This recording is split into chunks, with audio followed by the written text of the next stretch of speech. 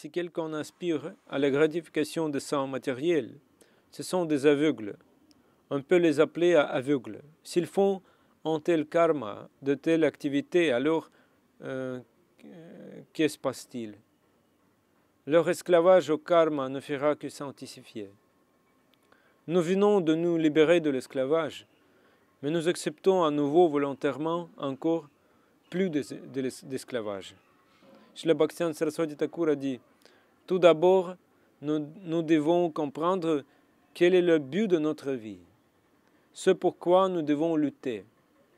Si vous ne le savez pas, comment allez-vous au pied pareil au lotus de Krishna? Quelqu'un est venu se mettre à l'abri des pieds pareils au lotus de Krishna, mais cela n'arrive pas. Quel est notre objectif? Nous avons besoin de l'un des 4 buts matériels, 4 purusharthas, la religiosité, la prospérité économique, la gratification des sens et la libération. Voici ce dont nous avons besoin. Par conséquent, nous souffrons parce que ces 4 purusharthas, dharma, artha, kama et moksha, engendrent la souffrance. Et nous avons besoin de l'un de ces objectifs. Ces 4 buts, vous ne les trouverez jamais avec Krishna.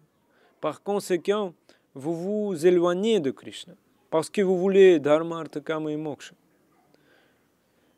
Quand vous avez quitté à Krishna, Maya était déjà prête. Essayez de comprendre cela, c'est très important. De nouveaux désirs sont apparus. Comment gagner plus d'argent? Comment obtenir plus de plaisirs sexuels? Comment obtenir la gloire, la position, le prestige? Les pensées de Krishna ont disparu. Si quelqu'un s'est engagé sur le chemin spirituel, il peut se poser la question, qu'est-ce que je vise? Quel est mon objectif?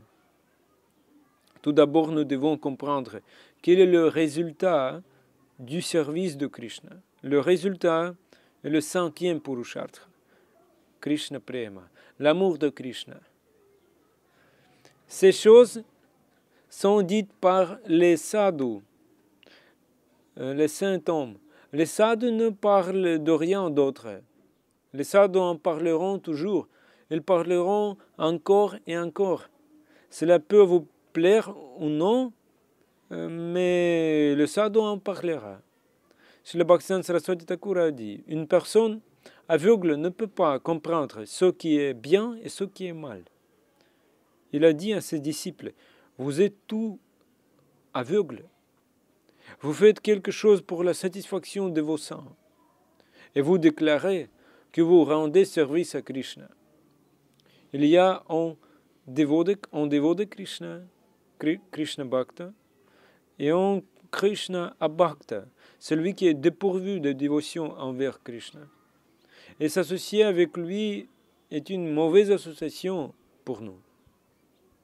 Un tel dévot est aussi appelé Miccha Bhakta. Ils sont engagés dans le seva, le service, mais en lui, il a un désir à gratification des saints. Un dévot est de bonne foi, et un autre dévot est fausse. Sous le nom de Bhakti, il est engagé dans la gratification des saints. Je me souviens que mes parents me cachaient du chocolat quand j'étais enfant. Un jour, j'ai trouvé des provisions et j'ai trop mangé. Puis, je suis tombé malade. Donc, si extérieurement nous disons que nous servons Krishna, mais qu'en réalité notre motif est de satisfaire nos sens, alors cela s'appelle la duplicité ou kapatya. Lors de l'initiation, un pur dévot nous donne une perle, mala, pour chanter le Saint-Nom. Mais nous pensons que ces perles n'ont fait que ruiner notre vie. Cela signifie que nous n'avons jamais reçu la miséricorde d'un pur dévot. On peut limiter le temps pour Krishna Katra, pour parler de Krishna. Quelqu'un dit que ce ne sont que des écritures, des shastras, c'est tellement ennuyeux. Cela signifie que notre esprit aspire à d'autres activités. Où nous avons la possibilité de venir chez un sadhu, chez un guru, pour recevoir une communication en direct, des instructions, mais nous repoussons constamment. Je ne peux pas, je ne peux pas. Cela signifie que nous ne sommes pas intéressés par Krishna. Vous pouvez raccourcir la conférence à 30 minutes. De quel type de vibration sonore avez-vous besoin? Harikatha est aprakrita. La glorification de Krishna est aprakrita. C'est le son transcendantal. Aprakrita Shabda, parole transcendantale du monde spirituel.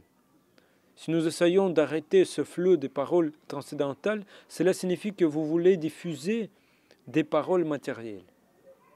Si ces mots matériels, ces sons matériels pénètrent dans nos oreilles, alors notre cœur ne sera jamais purifié. Mais quand les paroles transcendantales pénètrent nos oreilles, notre cœur sera complètement purifié.